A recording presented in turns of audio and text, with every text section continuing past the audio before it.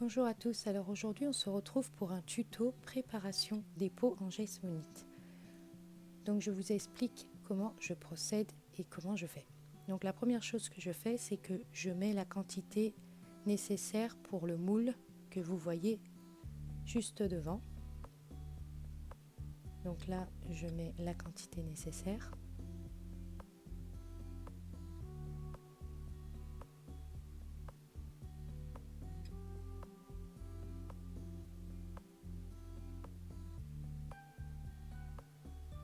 Donc là c'est bon, j'ai la quantité nécessaire. Ensuite je vais venir prendre le liquide, donc la base liquide, pour avoir les deux compositions. Donc pareil, je mets la quantité nécessaire pour le moule. Alors vous pouvez mettre autant que vous voulez en fonction du moule en fait que vous avez. Si vous avez des moules en plateau ou des moules tout simplement en pot, et ben vous devez suivre du coup les instructions de la quantité.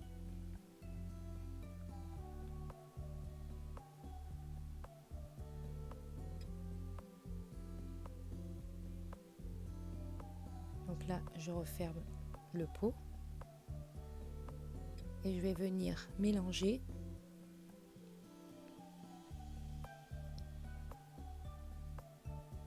Donc voilà, je mélange bien de manière à enlever les grumeaux et que ça fasse une base liquide et lisse.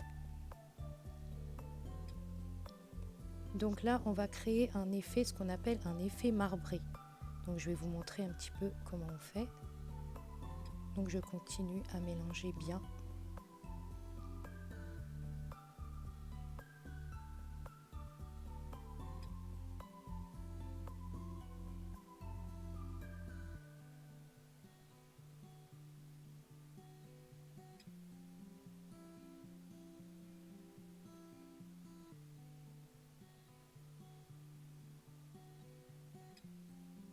Donc je mélange bien et là je vais ramener mon pot. Donc je prends la couleur, la couleur noire, hein, je vous le montre bien en vidéo. Donc je vais en mettre juste une toute petite goutte, donc je vais prendre un bâtonnet qui est juste à côté et je vais prendre une petite goutte noire que je vais déposer en fait sur la surface du coup de la matière. Donc comme je vous ai expliqué, si vous en mettez plus, vous allez avoir un côté plus foncé. Si vous en mettez moins, vous allez avoir un côté plus clair. Donc là, moi je veux un côté un peu plus clair. Donc là, je vais mélanger en faisant des tout petits mouvements de manière à ne pas abîmer le marbré. Donc, comme vous pouvez le constater, ça fait comme des espèces de traits en fait. Donc là, je continue à bien mélanger tout en faisant des petits mouvements. Voilà, donc là vous voyez la préparation, comment elle est faite. Donc je récupère bien sur les côtés. Je vais venir du coup le verser dans mon moule en y allant tout doucement de manière à ne pas faire de bulles d'air et de grumeaux.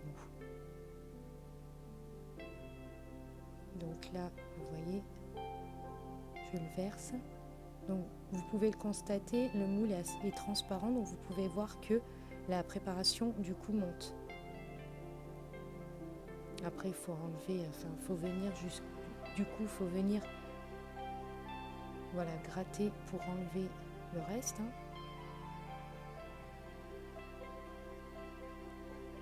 Donc voilà. Donc j'en récupère, j'essaye de tout enlever de manière à, parce que j'ai mis vraiment la quantité nécessaire pour ce moule. Donc là je vais venir enlever pour en rajouter dans mon moule. Donc là vous pouvez voir à travers le moule qui est transparent, déjà on voit des petits effets qui sortent. On verra du coup au séchage ce que ça donnera. Je viens tapoter, alors comme j'ai expliqué dans mon ancienne vidéo, quand vous tapotez en fait ça enlève les bulles d'air parce que les bulles d'air ça peut créer des trous en fait dans le pot. Et du coup si vous faites des bougies, la cire peut sortir à travers le trou. Donc du coup vous venez tapoter assez, comme vous voulez, moi je le fais assez longtemps, je le fais. Et là du coup je vais laisser poser à peu près 1 heure et demie pour que le pot soit bien sec. et puis du coup je vous montre au démoulage.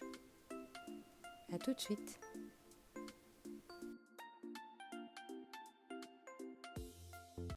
Donc là on se retrouve quelques secondes pour vous et 1h30 pour moi. Donc on va passer au démoulage. Donc comme vous pouvez le voir, le moule est assez rigide, donc faut pas hésiter à insister pour le faire tomber et le faire glisser sur toute la surface du pot.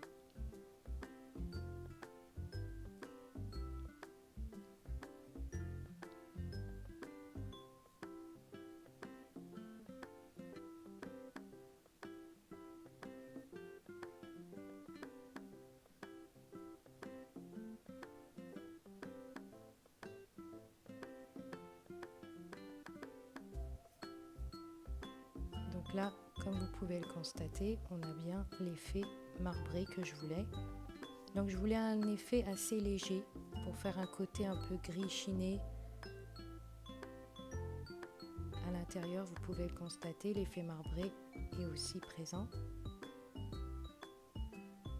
Donc le pot a bien séché.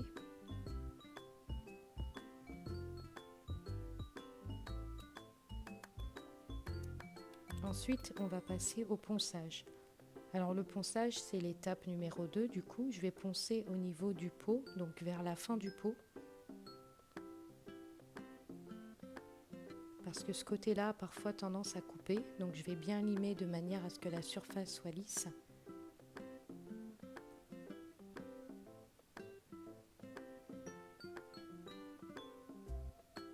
Donc je ponce bien.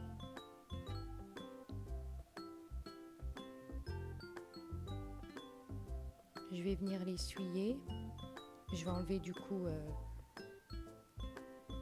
la matière qui est dessus. Voilà, je l'essuie bien. Et la surface est toute lisse, donc c'est bon. Voilà. J'espère que ce petit tuto vous aura plu. Je vous retrouve prochainement pour d'autres tutos car je vous ferai d'autres vidéos avec d'autres propositions. N'hésitez pas à aller me suivre sur ma page YouTube, l'atelier tout en harmonie, ou sur mon compte Instagram, harmonie d'ailleurs. Je vous souhaite une bonne journée.